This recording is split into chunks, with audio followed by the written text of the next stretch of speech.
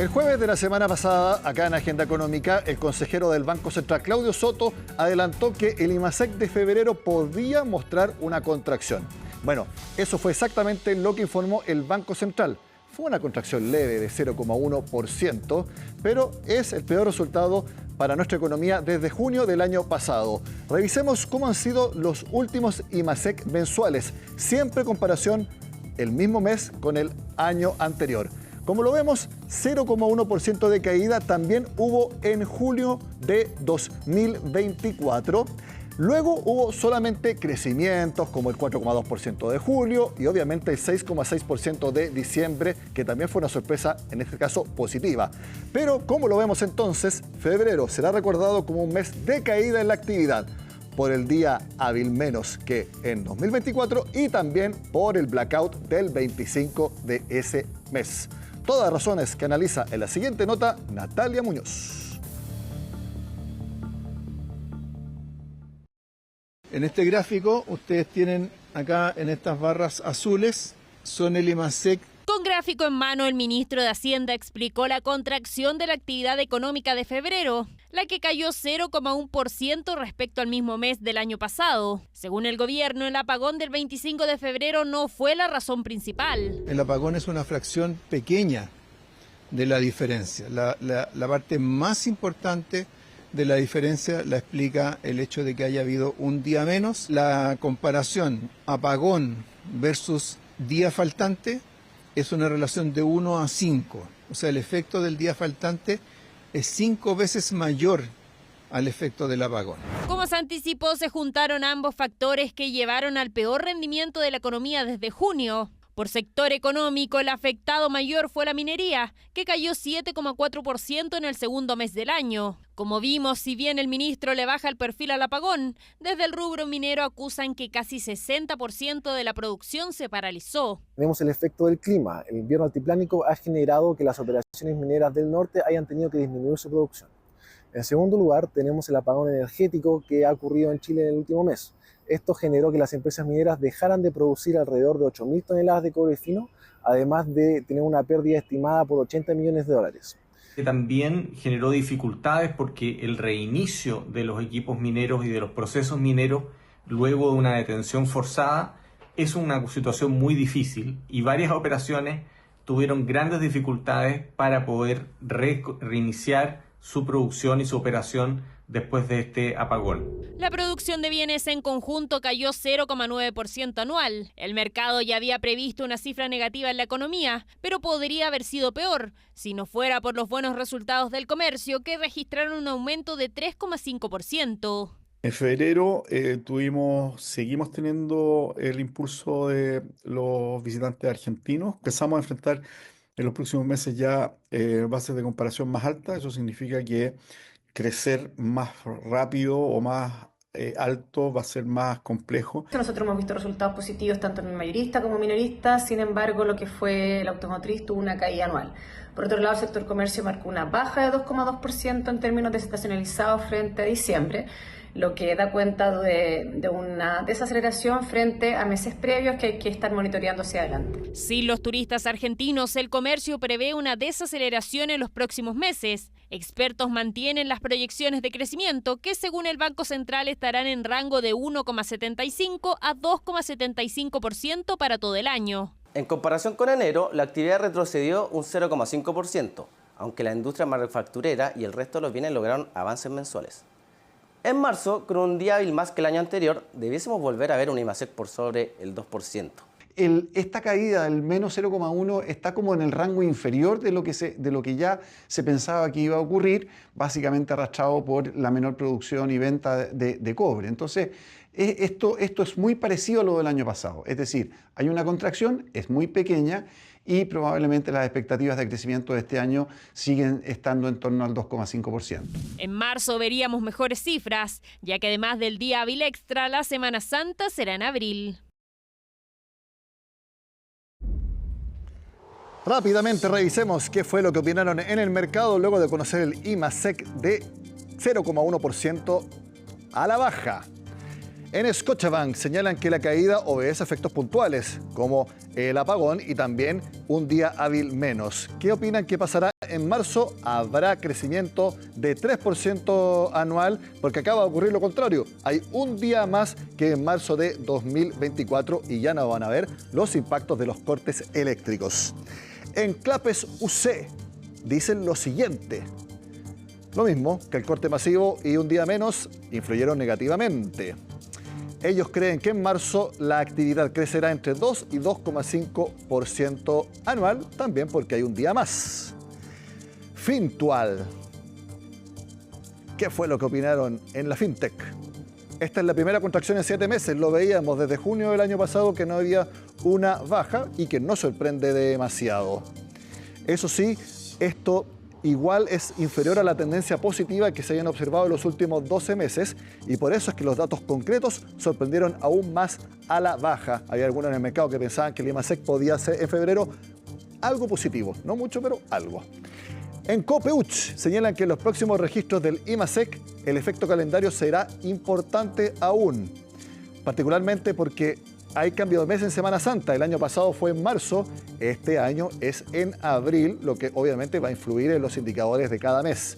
Ellos creen que en marzo habrá un crecimiento anual de 2,6% y con eso la economía chilena habrá crecido 1,6% el primer trimestre, es decir, promedio enero a marzo.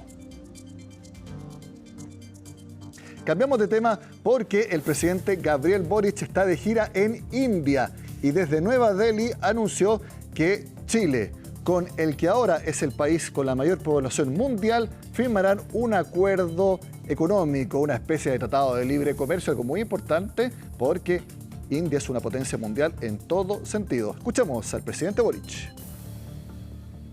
En tiempos en donde países amenazan con aranceles de manera unilateral, la diversificación de la economía chilena, de uno de los principales productos, tanto cobre, litio, molibdeno, es fundamental para la estrategia de Chile. Puedo anunciar que daremos inicio a las negociaciones entre India y Chile por un acuerdo de asociación estratégica integral, lo que viene a formalizar nuestro compromiso de trabajar unidos y de forma colaborativa por el fortalecimiento de nuestra relación económica con miras al beneficio mutuo, algo que se hace fundamental en un mundo cada vez más convulsionado, lo que es equivalente a un tratado de libre comercio. El presidente Boric hizo alusión a los aranceles que este miércoles, en el llamado Día de la Liberación, de acuerdo a Donald Trump, se informarán al mundo. Por eso los invito a que estén muy atentos a la agenda económica de este miércoles, donde tendremos los detalles respecto a este anuncio del presidente de Estados Unidos. Hacemos la pausa y al regreso analizamos en detalle cómo opera en concreto la industria de apuestas en línea en nuestro país, quiénes son los dueños de las principales empresas, de dónde vienen y también los montos que involucra. Todo al regreso acá, en Agenda Económica.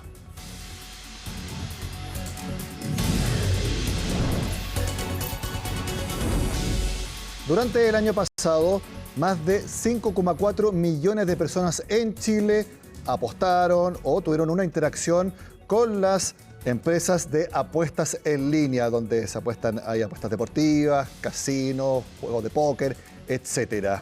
Y de hecho, el tamaño de ese negocio ha crecido tanto que ya representa más de 1% del PIB de nuestro país. Queremos conversar del momento de la industria junto al representante de la agrupación de plataformas de apuestas en línea, Carlos Baeza, que nos acompaña en Agenda Económica. Carlos, bienvenido a CNN Chile. Muchas gracias, Nicolás, por la invitación. Carlos, el año pasado el negocio representó aproximadamente 3.100 millones de dólares. Uno puede impresionarse respecto a la cifra que está alcanzando este rubro en nuestro país. Bueno, para nosotros también fue una sorpresa. Tenemos que tener en cuenta que este es un mercado no regulado y por lo tanto es muy difícil tener cifras oficiales. En el caso de la agrupación que yo represento, son compañías internacionales que compiten entre ellas y por lo tanto nosotros no compartimos información respecto a sus números, sus utilidades, sus tasas de penetración, sus tickets promedio. Esa información nosotros no la tenemos. Entonces es muy relevante tener alguna información respecto de este mercado que hoy día es un mercado no regulado para poder precisamente tener una estimación de cuál es el tamaño que tiene. Y en comparación a otros países que pueden ser similares a Chile, ¿es un mercado mayor el que hay en nuestro país, al menos en el monto que yo le acabo de mencionar? Mira, es una sorpresa. No tenemos exactamente cuál es el tamaño del mercado en el caso de otros países y hay otros países que están recién regulados. En el caso de Perú tiene una regulación sobre el juego en línea que está aprobada recién en el año 2023. En el caso de Brasil lo mismo el año 2023. La más antigua probablemente es Colombia del año 2016 y en el caso de Colombia el aporte al fisco de esta industria es de aproximadamente 200 millones de dólares. Nosotros siempre tuvimos la idea de que la estimación original del Ministerio de Hacienda era muy baja. Esa corrección, esa estimación que hace el proyecto en el momento en que fue presentado en marzo del 2022 ha sido corregida paulatinamente por el Ministerio de Hacienda y hoy día el número que Hacienda estima como potencial de recaudación es de 84 millones de dólares. Nosotros siempre pensamos y sostuvimos que esa recaudación era insuficiente. Ahora, este informe del que hoy día todos conocen nos habla de un mercado mucho mayor y, por cierto, una recaudación mucho mayor. Como te digo, en el caso de Colombia, que es un país en donde hay información, son 200 millones de dólares. Nosotros podríamos recaudar eventualmente, según el informe de YIL, 800 millones, que pueden ser entre 800 y 1000, dependiendo de la carga tributaria, que produce un efecto muy importante respecto de la canalización, que es un factor que influye mucho en esta industria. Sí, el informe de YIL que usted menciona es el que yo estoy usando para alcanzar la dimensión de la industria en nuestro país, 3.100 millones de dólares en interacciones de las personas durante 2024. Y es muy importante ir aclarando ciertas dudas, porque usted ha mencionado una industria no regulada, que es muy distinto a decir una industria ilegal, que es una frase que se ha usado bastante en el último tiempo, porque la industria que usted representa ha estado bastante en discusiones en nuestro país. Sí, efectivamente hay una idea que se ha instalado en la opinión pública respecto a que esta es una industria que es ilegal, en circunstancias que es completamente equivocado. Esa situación pública se produce por opiniones de algunas autoridades que han sostenido de que esta es una industria ilícita. Eso no es efectivamente así. Esta es una industria que no está regulada, que es muy distinto. No hay ninguna norma que prohíba el juego en línea en Chile. De hecho, hay un par de proyectos de ley en donde se establece precisamente que lo que sostienen, quienes sostienen que es una industria ilegal, sostienen que todos los juegos de azar están prohibidos, salvo que expresamente la ley los autorice. Esa afirmación no tiene sustento normativo, no hay ninguna norma que lo diga. Y efectivamente esa norma está incluida en varios proyectos de ley precisamente porque hoy día eso no ocurre. Entonces es una industria no regulada que no tiene ninguna norma que lo prohíba y por cierto tiene que estar regulada y es lo que nosotros hemos intentado hacer desde que se presentó el proyecto, intentar de que el proyecto de regulación avance porque si bien es una industria no regulada, es una industria que tiene que estar regulada, que tiene externalidades negativas, que por cierto tiene que estar regulada. Y el hecho de que no esté regulada, por ejemplo, ¿uno lo puede hacer un sinónimo de que no pagan impuestos en Chile? Bueno, en el caso de las compañías que no tienen domicilio o residencia en Chile, no pagan impuestos en Chile. Eso ocurre en el caso de todas las compañías internacionales. Ocurre en el caso de Netflix, ocurre en el caso de Uber, ocurre en el caso de Apple y de todas las compañías internacionales. El único impuesto que estas compañías debieran pagar en Chile es lo que se denomina el IVA digital, que es un IVA que se incorporó a partir del año 2020, que obligó a todas aquellas compañías que, igual que en el caso de las plataformas de apuesta en línea que forman la agrupación, no tienen domicilio o residencia en Chile, pero sí prestan servicio en Chile, están obligados al pago del IVA digital. Ese IVA que se pagaba en enero del año 2023, el Servicio de Impuestos Internos bloqueó la posibilidad de pago de IVA digital. Por lo tanto, el único impuesto que esta industria debiera pagar no se paga porque hoy día el servicio no lo permite. Eliminó a las plataformas del sistema simplificado de IVA digital y por lo tanto no se paga ningún impuesto. Ahora, el que no se pague hoy día ningún impuesto, debiendo pagarse el IVA digital, no es algo que a nosotros nos parezca bien. A nosotros nos parece que esto tiene que regularse y por lo tanto todas las compañías tienen que establecerse en Chile y tienen que pagar todos los impuestos que corresponden. De hecho, a las empresas que usted representa están de acuerdo con esto, que no solamente se pague el IVA digital, sino que incluso se pague un impuesto directamente a la industria en sí y además el impuesto a la renta de primera categoría, que es el que pagan las empresas en Chile. Por supuesto. Una aclaración. ¿Sí? En el caso del proyecto de regulación lo que establece no es IVA digital. El IVA digital lo pagan aquellas compañías que no tienen domicilio o residencia en Chile. El proyecto de regulación establece la obligación que todas las compañías deben instalarse en Chile. ¿Y esa es la intención de la empresa que usted representa? Por supuesto. Nosotros estamos apoyando de que eso ocurra efectivamente. Ahora, la carga tributaria que establece el proyecto es elevada a nuestro juicio. 37,6%. Exactamente, que es una de las cargas tributarias más altas del mundo y eso afecta directamente en un fenómeno que se produce en esta industria que es el fenómeno de la canalización, es decir, el tránsito desde un mercado no regulado a un mercado regulado y esa canalización hay una una serie de datos, información internacional que acreditan de que hay una relación inversamente proporcional entre carga tributaria y tasa de canalización. Entonces, mientras más alta es la carga tributaria, más baja esa tasa de canalización. De hecho, el informe de YEL que hemos comentado señala que si el impuesto que se le aplica a la industria en Chile eventualmente fuera de en torno a 22%, que es, tengo entendido, el promedio de la industria, Así o es. más o menos esa cifra, se podrían recaudar en torno a 1.154 millones de dólares. En cambio, con este mismo informe diciendo, si se aplica el que propone el proyecto de ley, es menor la recaudación, en torno a 844 millones. Claro, es importante precisar que el informe no habla de recaudación, el informe lo que habla es de tamaño de mercado. De hecho, el informe habla de que el GGR, es decir, el Gross Gaming Revenue, es decir, las utilidades de las compañías, el tamaño de ese mercado es 3.1 billones de dólares. Y sobre ese universo se aplican, en el fondo, las cargas tributarias. Y efectivamente, si mantenemos la carga tributaria actual que establece el proyecto, que, de nuevo, nosotros insistimos que es muy alta precisamente porque produce un efecto contrario, en vez de aumentar la recaudación fiscal, aumentar la cantidad de jugadores protegidos, lo que hace es reducirla. Entonces, si efectivamente nosotros aplicamos esa carga tributaria, el monto de recaudación sería un poquito superior a los 780 millones de dólares. En cambio, si esa carga tributaria se reduce y finalmente se modifica esa tasa de canalización, esa recaudación aumenta a casi 1.000 millones de dólares. Esos son un poco los números.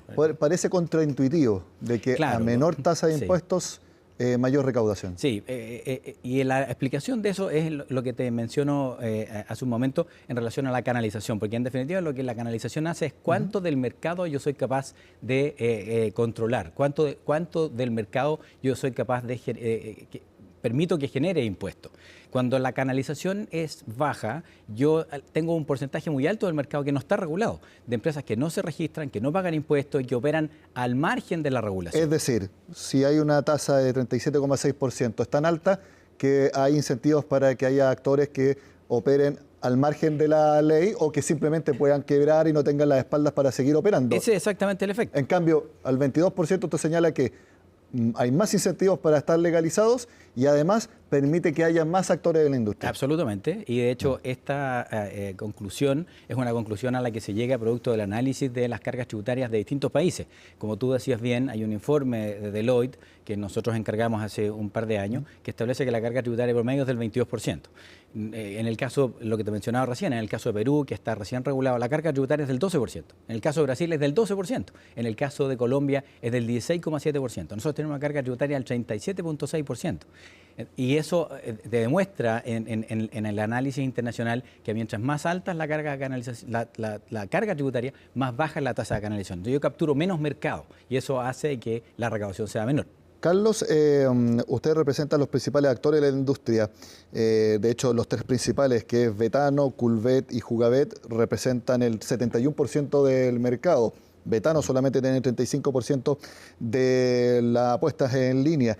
Y muchos se preguntan, bueno, ¿quiénes son los dueños de, en este caso, quién es el dueño de Betano? Betano es una compañía, en la plataforma, es de propiedad de una compañía griega que opera en mercados regulados, es una compañía, no es una compañía pública, no está abierta en bolsa, pero es una compañía que opera en todos los países europeos, tiene licencias en Canadá, opera en Colombia, también en Perú. Es una compañía internacional que, por cierto, tiene sus representantes, han aparecido de hecho varios de ellos públicamente en medios de comunicación nacionales, y es una compañía, como te digo, internacional muy grande que opera en muchos mercados. Culvet. En el caso de Culvet, hoy día Culvet es de propiedad final de Sega, la gigante japonesa. Culvet es una compañía que tiene su base en Estonia. El dueño de esa compañía está en Estados Unidos y acaba de ser adquirida por Sega. Por lo tanto, el conglomerado Sega, que es una multinacional, es dueña de Culvet finalmente. El futuro entonces de la industria que usted representa como un actor gremial, en este caso me imagino, entonces pasa necesariamente porque se impulse este proyecto de ley para regularizar la industria y en definitiva cumpla con todos los requisitos, porque ha habido muchas dudas, tal como lo hemos hablado. Entonces, con este proyecto de ley, ¿usted cree que esta industria se agarra fuerza, agarra legitimidad, que es algo muy importante? Sí, definitivamente la regulación es algo necesario, lo que hablábamos al principio. Esta es una industria no regulada, pero es una industria que debe estar regulada. Es una industria que genera externalidades negativas y esas externalidades negativas deben estar debidamente compensadas. Y, por cierto, nosotros lo que hemos hecho desde el día 1 es apoyar y impulsar el proyecto de regulación. Por cierto que tenemos algunas opiniones respecto de cosas que pueden ser mejoradas, como por ejemplo el caso de la carga tributaria. Ahí en ese sentido estamos alineados con los intereses del gobierno y también del país, en el sentido de que una menor carga tributaria no solamente beneficia a la industria, sino que también beneficia al país y también beneficia a los usuarios. Mientras más baja la carga tributaria, una carga tributaria razonable, implica una mayor canalización y eso implica mayor recaudación fiscal y además mayor cantidad de usuarios protegidos. Entonces, claramente es algo que tiene que ser regulado y es lo que nosotros estamos empujando, porque además, si tú te fijas en el informe de YIL, dice que hay alrededor de 3.800 operadores. ¿Ya?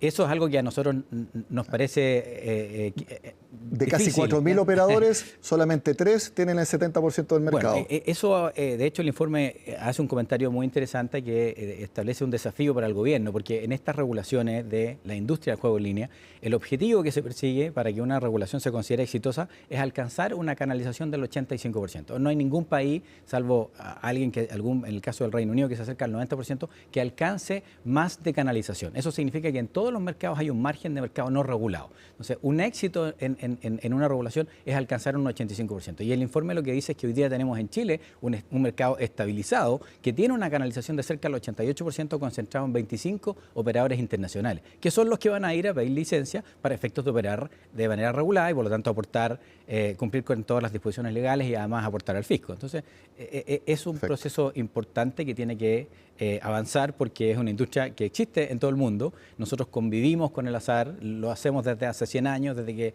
se regularon los hipódromos, desde que se creó lotería, desde que se creó Polla, desde que se crearon los casinos presenciales. Los chilenos convivimos con el azar y esta no es sino otra forma de oferta de juegos de azar que, por cierto, tiene que estar regulada y es lo que estamos empujando. Carlos Baeza, representante de entonces estas empresas internacionales, muchas gracias por venir a Agenda Económica también para entender cómo opera esta industria que sin duda va a ser muy importante cómo avance el proyecto de ley que la pueda regularizar. Gracias por estar con nosotros. Muchas gracias, Nicolás, por la invitación. Y gracias a ustedes también por acompañarnos en la Agenda Económica de este martes. Sigan con nosotros acá en CNN Chile.